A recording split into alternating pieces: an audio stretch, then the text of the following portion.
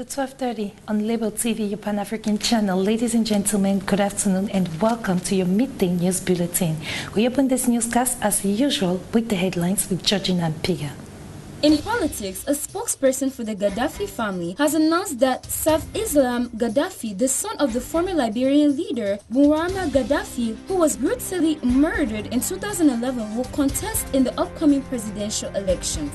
Next, in economy, the International Monetary Fund (IMF) on Friday approved the payment of a loan tranche of $40.2 million to the Central African Republic, as well as an increase in its aid program to the country. So, ladies and gentlemen, once more welcome. As announced in the headlines, a spokesperson for the Gaddafi family has said that Saif al-Islam Gaddafi, the son of the former Libyan guide, will contest in the upcoming presidential elections in the country in 2018. Get the story. Saif al-Islam Gaddafi, the son of the former Libyan President Muammar Gaddafi, enjoys the support of major tribes in Libya so he can run for the upcoming presidential elections due in 2018, said Libyan tribal chief and spokesperson of the Gaddafi family, Bassem al-Hashimini al-Soul. The latter made the statement on the influential local media agency Egypt Today, adding that Saif al-Islam Gaddafi has the support and credentials required to end the chaos that has gripped Libya since the overthrow of his father in 2011. Al-Soul says that a platform to launch the former first son's presidential campaign will soon be launched.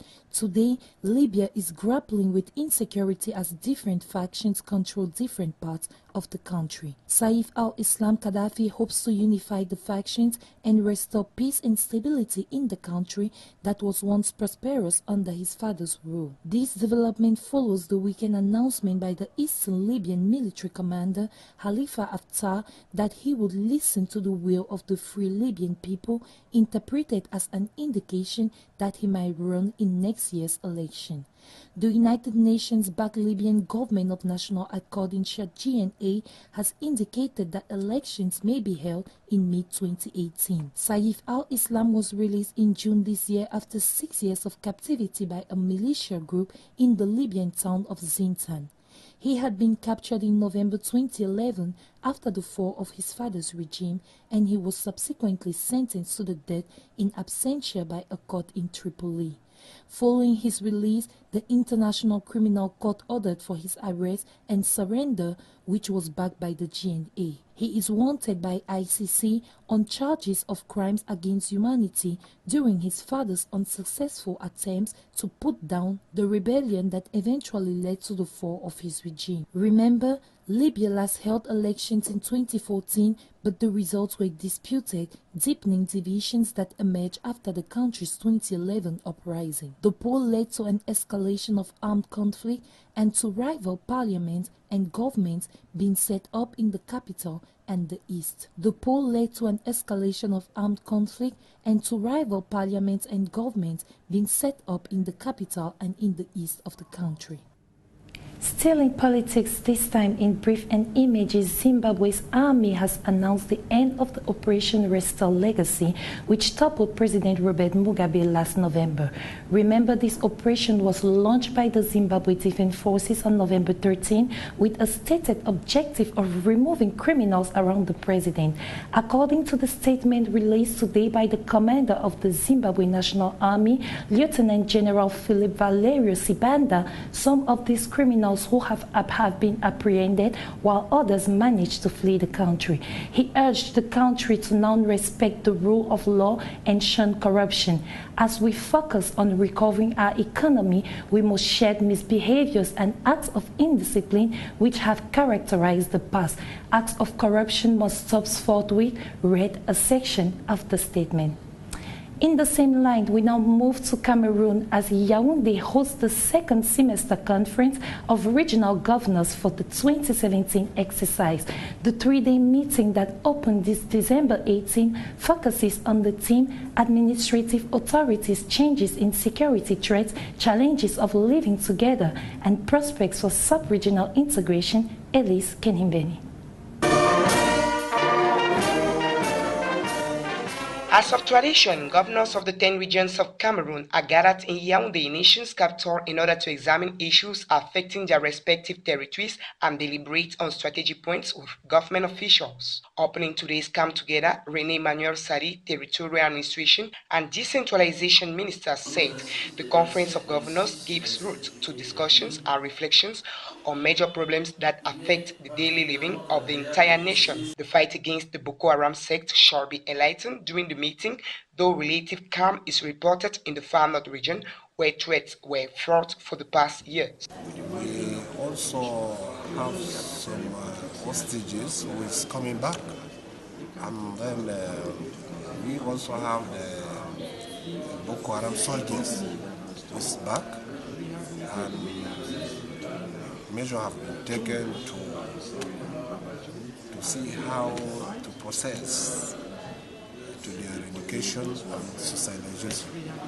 And then we think us that traffic junction between Nigeria and Cameroon is have no major problem between Maiduguri, Kusiri and Jamena, and also between Mobi, Nigeria and Mokolo, Cameroon. In the East region of Cameroon, which harbors a great number of refugees from the Central African Republic, administrative authorities say they are working for a peaceful and stable atmosphere. 5,000 refugees entered our country since July. They are in camps, others are in villages and towns. We hope that peace will come back soon. The ongoing crisis in the two English-speaking regions of Cameroon, being the southwest and northwest regions, is one of the burning issues to be discussed by administrative authorities. The west region, which shares boundaries with the northwest region, feels the impact. At the level of the west region, there is a spillover, especially in the educational sector, where children have left from there and they are now at the level of the west region. However, they are found in their respective schools in the region, and everything is moving on pretty well. The relations between the administrative authorities and the heads of diplomatic missions and consular officers is one of the statements to be delivered during this 3-day camp together, as well as the coverage of the end-of-year festivities and the ramifications of the free movement of people and goods in the CEMAC region. From Cameroon to Ghana, the police issued a news release cautioning citizens against the circulation of a video recording of what it says appears to be a gang rape involving a young lady, at least 5 men. More details in this full report of Georgina Mpiga. The Ghana Government Service on Monday evening composed a special investigation team at the Criminal Investigations Department, in short CID, in order to critically analyze a video of 5 men raping a young woman, which is rapidly spreading on social media with the aim of identifying those involved to ensure their arrest and for law to take its course. This gang rape video was posted on social media's platform WhatsApp. It's said to have been recorded in the Ashanti region of the country. It is believed that the boys recorded the act, but no one is aware of the person who made the video viral in terms of social media. Thereby, the Assistant Superintendent of Police, Olivia Turscon, pleads the public to give any information they have on the gang rape incident and to stop circulating the video because it's an offense to circulating such an obscene material. According to media reports, 3 culprits have been arrested. Back to Central Africa, this time in Gabon, 2 National Geographic magazine reporters have been stabbed in Libreville, the capital, last weekend, a popular market for tourists called Marché Artisanal. Defense Minister Etienne Massar says the men have been taken to the hospital while the terrorist was arrested on the spot. We listen to Naike Mbando. My announcement today marks the beginning of a new approach to conflict between Israel and the Palestinians. In 1995, Congress adopted the Jerusalem Embassy Act, urging the federal government to relocate the American embassy to Jerusalem and to recognize that that city, and so importantly, is Israel's capital. This statement of the American President Donald Trump recognizing Jerusalem as the capital city of Israel has not left Muslims around the world quiet. In Libreville, Gabon in particular, tensions are noticeable. As a matter of fact, 2 National Geographic magazine reporters have been wounded in a knife attack in Gabon's capital, apparently committed in retribution for the speech regarded as U.S. attacks against Muslims. The Danish nationals were stabbed while shopping in a popular tourist area on Saturday. Defense Minister Etienne Massard said, according to the first testimonies, at the scene, the tourist, a 53-year-old Nigerian man, shouted Allahu Akbar during the attack. Mr. Massad said the man has lived in Gabon for 19 years, adding, in his first statement, he said he acted in retaliation for U.S. attacks against Muslims and America's recognition of Jerusalem as Israel's capital. The 2 victims were sent to a hospital in the capital, Libreville, one in a serious condition. You must have understood this. The paper was signed Gauthier Perchano. Now, from politics and security, we now move into economy as a major Nigerian oil union said on Saturday it will launch a strike from Monday after talks aimed at resolving a dispute with domestic oil and gas company reached deadlock. The story.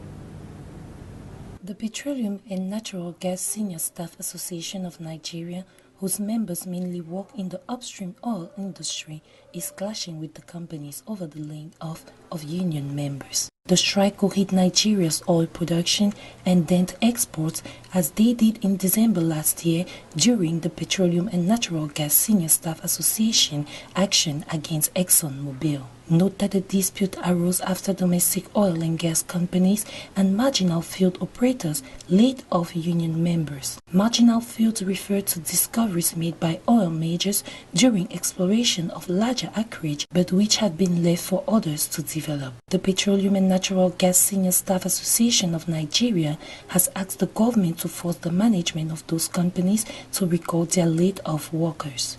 The union said the firms ordered mass layoffs but has not given figures. Oil output from Nigeria, Africa's largest crude exporter, has been volatile over the past 2 years due to militant attacks, pipeline theft and sabotage, and industrial action. Still in economy, the International Monetary Fund on Friday approved the payment of a third loan tranche of $40.2 million to the Central African Republic, as well as an increase in its aid program to that country. The commentary is in this report. A few days after the Central African President, Faustin Archange Touadéra, announced on local radio Ndeke Luka that less than 10% of the funds that had been promised to his country at the Donors Conference in November 2016 were actually disbursed, the International Monetary Fund, IMF, approved on 15 December the payment of a third loan tranche of $40.2 million. This new tranche was released under the credit facility negotiated in July 2016, said the institution in a statement. The fund also agreed to increase the program by $55.1 million for a total of $189 million to help the government support economic growth and social cohesion. Despite difficult security and humanitarian conditions, the country is pursuing its economic program with the IMF satisfactorily, the institution says. The authorities have implemented their reform in parallel efforts to gradually restore security, to create new spaces in urban centers of stability, reconstruction and growth, said Mitsuhiro Furusawa, deputy director, quoted in the statement. Migrants suffer torture and trauma in Libya, a Doctors Without Borders team member said while traveling with the group rescued in the Mediterranean Sea. Georgina Mpiga tells us more. Migrants were suffered, tortured and traumatized in Libya, as we're told from Lucas Salarnio, who is a project coordinator with Doctors Without Borders, in short MSF. He continues to tell us that the migrants were very weak and malnourished because of the conditions in which they were held in Liberian detention centers. Lucia tells us how a lot of them had scabies and some of them report of wounds and trauma of the tortures which they received in Libya. me, suffer me, do me many kind of things. Even many of my friends that go with me, many of them, they shoot them and die. The general conditions, a lot of people are very weak, very dizzy because of the malnourished, because of the condition of the detention centers. Over 300 migrants were traveling, including migrants from Africa, the Middle East, and Asia, who were rescued off the Liberian coast by humanitarian ships and the Italian Navy. For example, there was a little girl of 10 years old who told us her story. She had extensive burns on her legs due to the boiling water which was poured upon her legs in an attempt of sexual violence. Therefore, these migrants were mainly from sub-Saharan countries fleeing poverty and conflict, trying to reach Europe for a better life. In culture now, does it seem possible, according to you, to visit 30 countries before the age of 30? It seems difficult, but the young generations of Africans are reinventing the culture of traveling inside and outside the continent. Let's listen to Tiffany Anderson, the founder of A Way to Africa, where the destination management company is dedicated to providing guided cultural tours to discover Africa throughout various African countries. Listen and watch.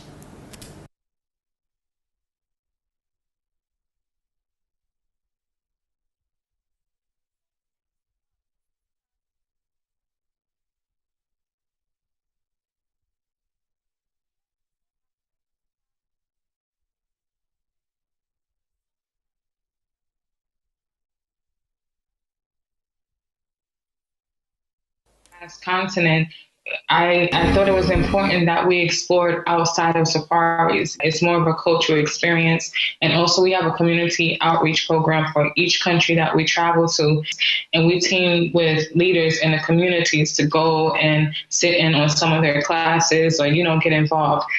And then also there's clients who, after we do a DNA test, they want to research their roots and basically go to the towns and go to the tribes where they were connected to. So we have tours where you can travel and basically do a trace of your heritage and then also do like a naming ceremony.